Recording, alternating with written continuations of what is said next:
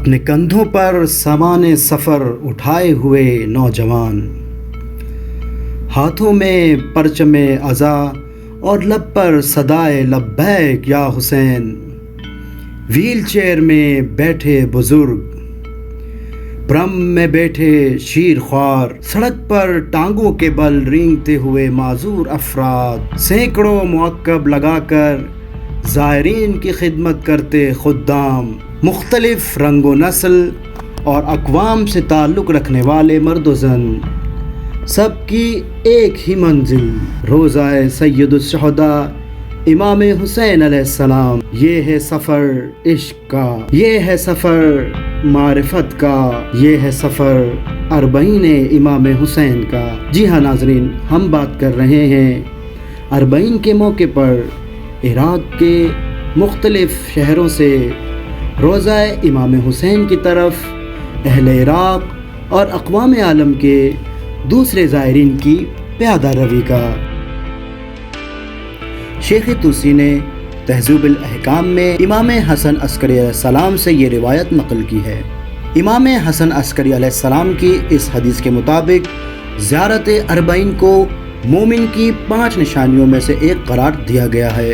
یوں تو ائمہ اطہار کے زمانے سے ہی مومنین کے درمیان امام حسین کے چہلم کے موقع پر زیارت کے لیے جانا رائج تھا، یہاں تک کہ بنی امیہ اور بنی عباس کے دور میں بھی یہ سفر نہیں رکا۔ ناظرین، دور جدید میں زیارت اربعین کو شیخ انصاری نے زندہ کیا۔ شیخ انصاری 13ویں صدی قمری میں زیارت امام حسین کے سفر کو شروع کرنے والوں میں سے ہیں، لیکن سن 1281 میں شیخ انصاری کی وفات کے بعد زیارت اربعین فراموشی کا شکار ہوئی۔ گزشتہ صدی میں محدث نوری نے اس سفر کو دوبارہ زندہ کیا اور شیخ نوری زیارت اربعین کے سفر کے ہی دوران انتقال فرما گئے۔ ناظرین، دور صدام میں کہ جب زیارات پر مختلف قسم کی پابندیاں لاگو کی گئیں، وہیں زیارت اربعین بھی متاثر ہوئی۔ اس دور میں آیت اللہ سید محمد صدر نے زیارت کربلا کو واجب قرار دیا۔ ناظرین، دور صدام میں اربعین سے متعلق سب سے مشہور تحریک انتفاضہ اربعین ہے۔ یہ واقعہ ہے 15 صفر 1398 قمری ہجری 1977 کا، کہ جس روز نجف سے 30,000 زائرین پر مشتمل ایک کاروان کربلا کی جانب روانہ ہوا۔ عباسی حکومت نے اس کاروان کے خلاف کارروائی کی اور نجف سے کربلا جانے والے راستے میں فوج نے بھی زائرین پر حملہ کیا۔ ہزاروں لوگ گرفتار ہوئے۔ ان حملوں میں بعض زائرین شہید ہوئے اور بعض کو پھانسی دے دی گئی۔ آیت اللہ سید محمد باقر الصدر اور سید محمد باقر حکیم نے تحریک انتفاضہ اربعین میں نمایاں کردار ادا کیا۔ امام خمینی کے جو ان دنوں عراق میں ہی موجود تھے، انہوں نے بھی تحریک انتفاضہ اربعین کی حمایت کی۔ ناظرین، صدام حکومت کے خاتمے کے بعد زیارت اربعین میں روز بروز اضافہ ہوتا چلا گیا۔ شروع کے سالوں میں یہ تعداد 2 سے 3 ملین ہوا کرتی تھی، لیکن آنے والے سالوں میں ہر سال زیارت اربعین میں اضافہ ہوتا چلا گیا۔ سن 1435 ہجری میں 1,30,00,000 زائرین نے امام حسین علیہ السلام کی اربعین کے موقع پر زیارت کی۔ سن 2016 میں حرم حضرت عباس کے منتظمین کے مطابق 7 صفر سے 20 صفر تک 11,02,00,000 لوگ کربلا میں داخل ہوئے۔ سن 2018 میں حرم امام حسین کی انتظامیہ کے مطابق 10 صفر سے 20 صفر کے درمیان 11,08,00,000 زائرین کربلا پہنچے۔ گزشتہ سال یعنی سن 2019 میں مختلف رپورٹوں کے مطابق زائرین کی تعداد 15 سے 20 ملین یعنی 1.5 کروڑ سے 2 کروڑ کے درمیان بتائی گئی ہے۔ ناظرین، اس سال کووڈ-19 وائرس کی وجہ سے جہاں مختلف چیزیں متاثر ہوئی ہیں، وہیں زیارت اربعین بھی متاثر ہوئی ہے۔ ناظرین، اب ذکر کرتے ہیں کچھ مصحفتیں زیارت امام حسین کا کہ جو زیادہ تر پیادہ روی پر مشتمل ہے۔ یوں تو امام حسین علیہ السلام کی زیارت کے لیے اربعین کے موقع پر عراق کے مختلف شہروں سے لوگ کربلا کی جانب روانہ ہوتے ہیں، لیکن سب سے مشہور پیادہ روی شہر نجف سے کربلا کے درمیان ہے۔ شہر نجف سے کربلا کے درمیان فاصلہ 80 کلومیٹر بتایا جاتا ہے۔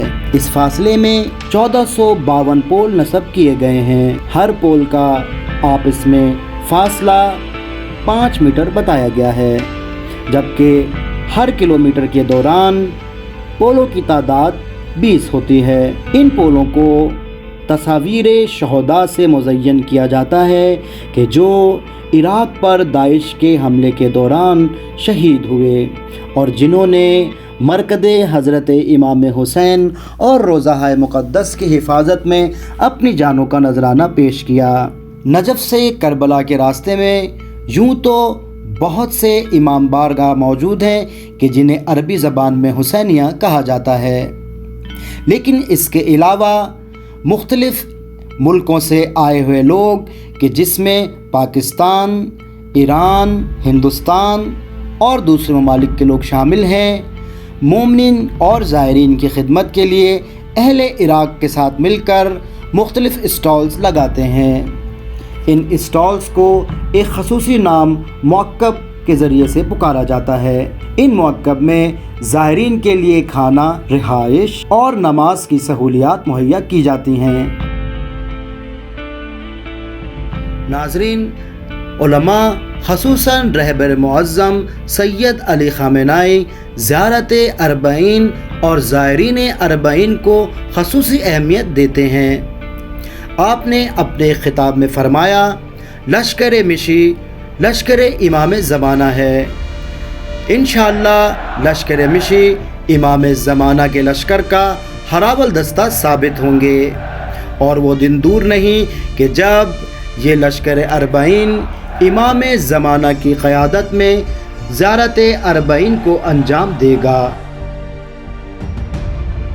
آیت اللہ تقی بہجت فرماتے ہیں، جب امام زمانہ ظہور فرمائیں گے تو دنیا والوں کو 5 مرتبہ آواز دیں گے، الا یا اہل العالم ان جد الحسین قتلوہ اتشانا، الا یا اہل العالم ان جد الحسین سحقوہ عدوانا۔ امام زمانہ اپنا تعارف امام حسین کے توسط سے کریں گے، لہٰذا اس زمانے تک یقیناً ساری دنیا امام حسین کو پہچان گئی ہوگی، لیکن ابھی تک ساری دنیا امام حسین علیہ السلام کو نہیں جانتی، اور یہ ہمارا قصور ہے کیونکہ ہم نے سید الشہداء کے لیے اس طرح آواز بلند نہیں کی کہ ساری دنیا ہماری آواز سن سکے۔